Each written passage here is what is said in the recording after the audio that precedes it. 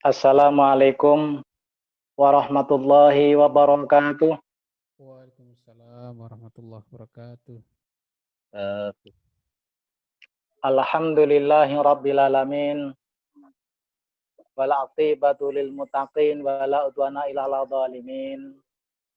Asyhadu an la ilaha illallah wahdahu la syarikalah. Al malikul haqqul mubin. Wa asyhadu anna Muhammadan abduhu wa rasuluh al mab'utsu rahmatan lil alamin. Allah Ta'ala bi kitabil karim, a'udzu billahi minasyaitonir rajim. Bismillahirrahmanirrahim. Inna wa yuhibbul ladzina yuqatiluna fi sabilis saffan ka'annahum bunyanun marsus. Amma ba'du. Hadirin semuanya yang hadir dalam kajian virtual Zoom meeting pada saat ini, kita alhamdulillah bisa tatap gambar. Semoga apa yang kita lakukan ini kita diridhoi oleh Allah Subhanahu wa taala dan kita termasuk hamba Allah yang muttaqin. Amin ya rabbal alamin. Ikhwanil kiram semuanya, sahabat-sahabat saya yang kami hormati. Paling awal karena ini setelah hari raya baru ketemu dan berkali-kali kita gagal untuk mengadakan. Oleh karena itu kami sekeluarga mohon maaf yang sebesar-besarnya jika dalam komunikasi, dalam bergaul, dalam apa saja banyak kesalahan. Saya pribadi dan keluarga saya mohon diberi maaf. Dan teman-teman semuanya kita sama-sama berdoa semoga kita termasuk orang yang mendapatkan anugerah karena kita saling memaafkan. Baik, saudara-saudara semuanya yang berbahagia, saya nanti hanya mencuplik saja mengingatkan kembali. Karena kita kemarin sudah membahas tentang 7 pokok pikiran dan saya ingin menitik beratkan kepada posisi bahwa kita berjuang menegakkan kalimat Allah itu tidak bisa tidak harus dengan organisasi. Maknanya bahwa perjuangan itu tidak bisa dengan cara sendiri-sendiri, tapi harus dengan mengelompok yang mengumpulkan semua potensi, karena kita sadari setiap orang mempunyai kelemahan, dengan kelemahan dan tentu juga punya kelebihan. Maka ketika kelemahan kita itu ditutup oleh kelebihan teman, disitulah kita membangun umat ini dengan cara berorganisasi. Surah As-Saffat ayat 4 tadi yang saya bacakan. Inna wa yuhibbul ladzina yuqatiluna fi sabilis saffan ka'annahum bunyanun marsus. Allah cinta kepada orang-orang yang berjuang di jalan Allah sofan, dengan soft, dengan barisan yang kokoh. Dan barisan yang kokoh itu seolah-olah seperti bangunan yang tersusun rapi. Barisan yang kokoh ini, saudara, bangunan yang tersusun rapi ini, saudara, itu memang perlu mengumpulkan semua potensi yang ada. Mengumpulkan semua potensi yang ada, dengan berbagai potensi itu, maka manusia akan mempunyai kekuatan yang dahsyat.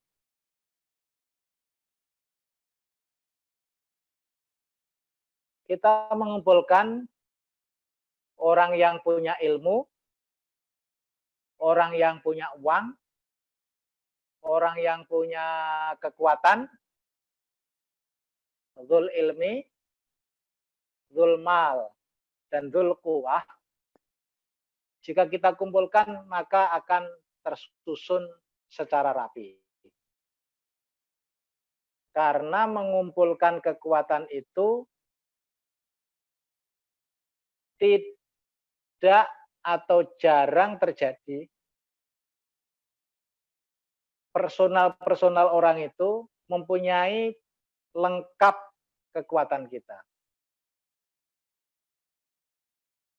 Mempunyai lengkap kekuatan kita. Ada orang yang punya ilmu, tapi tidak punya duit. Orang yang punya duit, tapi tidak punya kemampuan secara fisik. Dan orang yang punya kekuatan secara fisik, bisa jadi dia juga tidak mempunyai ilmu. Jarang terjadi orang itu kemudian semuanya ngumpul jadi satu. Kalau ada itu ya termasuk ideal. Namun karena memperjuangkan agama Allah itu menjadi kewajiban bagi kita, maka perlu kita kumpulkan menjadi satu seperti bangunan yang kokoh. Bangunan rumah yang kokoh itu ada pondasi, ada tiang, ada dinding, ada atap. Semuanya berfungsi masing-masing dalam kekuatannya masing-masing, dalam kapasitasnya masing-masing, dan dalam fungsi masing-masing. Jika itu dilakukan dan tidak saling menegasikan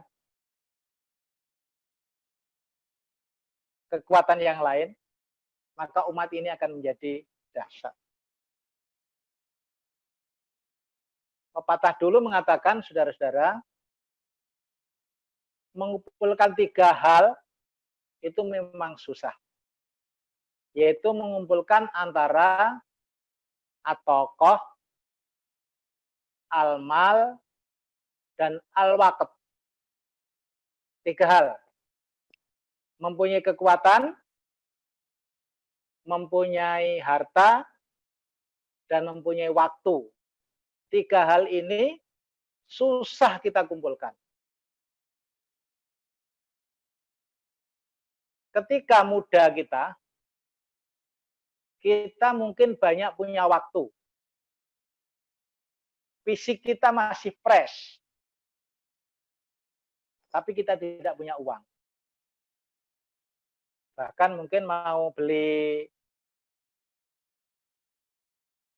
nasi yang enak, sampai beli pepesnya Pak Kumis yang di itu dekatnya Gor Jayapura itu kita nggak bisa karena nggak punya duit. Tapi kita sepedaan jauh-jauh mampu. Waktu kita banyak, tapi kita nggak punya uang. Ketika masa muda, orang punya kekuatan,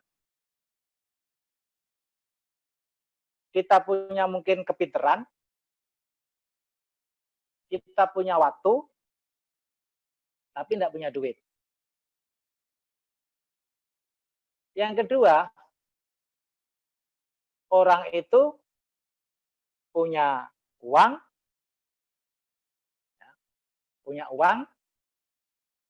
punya kekuatan, punya tokoh, tapi tidak punya waktu. Itu saat kita bekerja. Saat ini, ya seperti Roni itulah, termasuk Margono lah. Uangnya banyak, fisiknya masih kuat, tapi waktu yang kadang-kadang susah untuk dibagi. Sehingga ketika ada kajian ini mesti alasannya aku nggak bisa karena waktu ini, waktu itu, dan lain sebagainya. Sehingga masa sibuk ini itu kita diperhadapkan soal waktu. Padahal waktu itu memang menjadi kondisi yang kita harus antisipasi. Banyak ayat-ayat yang memang berbicara soal waktu. Mulai walaili, wal fajri, wan nahar, kemudian wal asri, semua bicara soal-soal waktu. Itu mengingatkan waktu itu sangat penting di dalam kehidupan kita. Waktu seperti pedang, maka pedang harus dikuasai. Jangan kita tertebas karena pedang kita. Orang membawa senjata, saudara, itu kalau tidak mampu memainkan senjata, maka kita akan tertebas oleh senjata itu. Minimal ketika kita main senjata, itu kita kena pedang itu. Kita punya ruyung, punya double stick itu kalau kita tidak mampu memainkan ruyung dengan indah, bagus, dan terampil, maka ketika kita memainkan ruyung itu ketika gendir bukan kena musuh, tapi kepala belakang ini yang akan terpukul oleh ruyung kita. Oleh karena itu, waktu itu dikuasai. Kalau waktu itu seperti pedang, maka kuasailah. Pedang itu simbol dari senjata, maka kuasailah waktu itu sebagai senjatamu. Maka waktu dikuasai, bukan kita yang dikuasai oleh waktu. Masa kerja, masa muda kita waktu yang susah. Ketiga, kita itu punya kondisi yang sudah mungkin perjalanan umur sudah tua, orang-orang tua kita itu waktu banyak karena sudah pensiun mungkin. Waktu banyak, uang banyak, almal banyak, jadi al-waqt banyak, almal banyak, tapi at-toqoh, kekuatan yang kemudian kita itu mengalami kemunduran. Maka orang-orang tua kita itu uangnya banyak, waktunya itu banyak, tapi sudah tidak mampu untuk melakukan upaya-upaya secara fisik. Hadir di tempat pengajian juga sudah susah karena sudah sakit-sakitan. Nah, saudara, mumpung selagi senyampang kita itu, tiga-tiganya itu masih kumpul berada di tangan kita punya at-toqoh, punya kekuatan, punya uang, punya almal, walaupun jangan ditunggu uang itu banyak, tapi insya Allah kita sudah cukup tentunya untuk kebutuhan kita, baru kita juga punya kekuatan, punya uang, punya, kemudian juga punya al-waqt, punya waktu. Ketika tiga-tiga ini ngumpul dalam kehidupan kita gunakan untuk berjuang menegakkan kalimat Allah. Dan menegakkan kalimat Allah itu kita lakukan dengan cara secara kelembagaan, secara berorganisasi. Saudara, kalau kaidah usul menyatakan mala yatimul wajibu ila bihi bahwa wajibun, tidaklah akan menjadi sempurna suatu perkara itu kecuali dengan ik, maka ik itu akan menjadi wajib juga hukum yang kita hadirkan. Sesuatu yang wajib tidak bisa berhasil kecuali dengan ik, maka ik akan menjadi wajib juga. Kita mau ke Jawa, yang berada di Papua itu, tidak mau tidak harus naik pesawat, maka pesawat itu sarana untuk menjadi jalan kita menuju ke Jawa, maka kehadiran pesawat menjadi kewajiban yang harus kita titi agar kita sampai di Jawa. Saudara, berjuang menegakkan kalimat Allah, kemarin sudah saya gambarkan itu wajib. Tidak bisa berjuang itu kecuali dengan organisasi, maka organisasi itu akan menjadi wajib juga hukumnya, seperti kita memperjuangkan agama Allah. Dalam terminologi fikih dulu, terminologi fikih, kita mau sholat itu wajib wudhu, sedangkan wudhu itu harus mencari air, maka sarana mencari air agar kita bisa wudhu untuk menjadi sholat, yang sholat itu wajib, maka mencari air juga akan menjadi wajib. Itu terminologi fikih zaman dulu. Sekarang mungkin kita bisa memahami itu dalam tataran kehidupan kita sekarang. Saudara-saudara yang berbahagia, oleh karena itu ayat dalam mukadimah itu dipaparkan, kemudian dengan didorong oleh ayat Allah dalam surah Ali Imran ayat 104, A'udzubillahi minasyaitonirrajim, bismillahirrahmanirrahim. Wal takum minkum matu yad'una ilal khair wa ya'muruna bil ma'rufi wa yanhauna 'anil munkar wa ulaika humul muflihun. Hendaklah kamu segolongan manusia yang mengajak kepada kebaikan, beramar ma'ruf nahi mungkar, dan demikian itulah orang-orang yang muflihun. Saudara, ungkapan al-muflihun yang menjadi orientasi titik akhir bagi orang yang menegakkan kalimat Allah itu, yaitu orang yang bahagia. Jika kita cermati ungkapan al-muflihun, itu berasal dari kata falaha, yang maknanya itu sebetulnya malah justru membajak. Maknanya itu membajak tanah. Maka petani itu al-falih, yang artinya petani.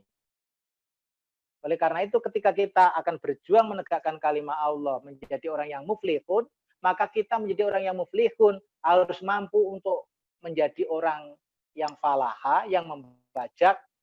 Orang yang membajak tanah itu pasti kena lumpur, kena panas, berkeringat. Demikian juga kita menegakkan kalimat Allah. Itu pasti berat seperti kena lumpur, pasti berkeringat, bercucuran tenaga, dan tentu kena panas, kena resiko yang ada. Maka kalau kita mau jadi orang yang beruntung itu, mau tidak mau, kita harus memang menyingsingkan baju, berjuang apa yang kita miliki dengan kepanasan, dengan kepayahan, jerih payah yang kita miliki, seperti kita orang yang membajak tanah. Saudara-saudara semuanya, karena kita itu harus tertata lembaga, orang lembaga itu kan bagaikan orang yang berjamaah. Orang berjamaah itu pasti ada imam, pasti ada makmum. Maka ketika kita melakukan sholat dengan imam dan makmum itu ada tataran. Imam memimpin, makmum dipimpin. Ketika imam takbir, ruku, maka makmum ikut ruku. Ketika imam iktidal, maka makmum juga iktidal, demikian juga ruku dan sujudnya. Demikian juga kita di dalam berlembaga. Tentu akan mengikuti imam kita. Imam itu adalah pemimpin, imam itu adalah pimpinan. Maka kita mengikuti pimpinan kita. Ketika tidak cocok bagaimana? Umpama imam itu salah gitu kan, manusia tentu akan mengalami kesalahan. Maka tata cara untuk menegur pun kan dalam Islam ditentukan. Tidak kemudian imamnya salah kemudian kita langsung kita protes. Interupsi, imam salah. Kan tidak. Kan ada mekanisme yang harus ditata. Orang laki bertasbih, tasbih itu adalah cara untuk menegur imam. Dan imam tidak akan marah ketika ditegur dengan tasbih. Saudara, demikian juga kita berlembaga itu. Berlembaga tentu kita tidak mulus. Kadang imam kita itu, kadang pimpinan kita itu juga salah. Nah, ketika salah, maka tegurlah. Tapi dengan cara yang baik. Dengan cara yang sudah diaturkan, yang sudah disyariatkan, bukan dengan cara kita sendiri. Di sini letaknya kita berlembaga. Di sini letaknya kita berorganisasi. Agar kita mampu membangun kekuatan umat itu ketika imam itu jadi kesalahan, bukan kemudian ditegur dengan protes demo, tapi dengan cara-cara yang dianjurkan oleh agama. Yaitu ada mekanisme yang ditata dan teguran itu kemudian membawa kepada kebaikan. Dan hal-hal ini, saudara, berjuang menegakkan kalimat Allah dengan cara berorganisasi, berlembaga ini, maka kehadiran lembaga ini menjadi kewajiban yang harus kita tempuh. Maka berorganisasi wajib, bukan malah haram. Walaupun ada yang mengatakan berorganisasi itu haram. Karena tidak ada zaman Rasul tidak menggunakan organisasi tapi menggunakan nidom. Dan arti nidom itu ya organisasi itu sendiri, sama saja, cuma bahasa Arab saja itu. Nah, di sini letaknya kita pahami secara utuh agar diri kita itu kemudian tidak menjadi manusia yang tidak paham soal kepribadian kita sendiri. Kepribadian kita adalah berorganisasi itu wajib untuk menegakkan kalimat Allah. Terakhir, saudara, dengan hal-hal seperti ini, maka kita akan diarahkan menuju kepada Jannatun Naim. Kepada surga Allah yang diidam-idamkan. Oleh karena itu, titik tekan orientasi kita mulai dari menegakkan dan menjunjung tinggi agama Allah sehingga terciptanya Islam yang sebenar-benarnya, kita lakukan dengan jalan baik untuk menuju kemana? Untuk menuju kepada surga Allah yang dicita-citakan oleh setiap individu. Disinilah letak kunci akhir dari mukadimah itu. Semoga bermanfaat dan nanti kita sambung dengan dialog. Nasr minallah, fathun qarib, billahi taufiq wal hidayah. Wassalamualaikum warahmatullahi wabarakatuh. Waalaikumsalam.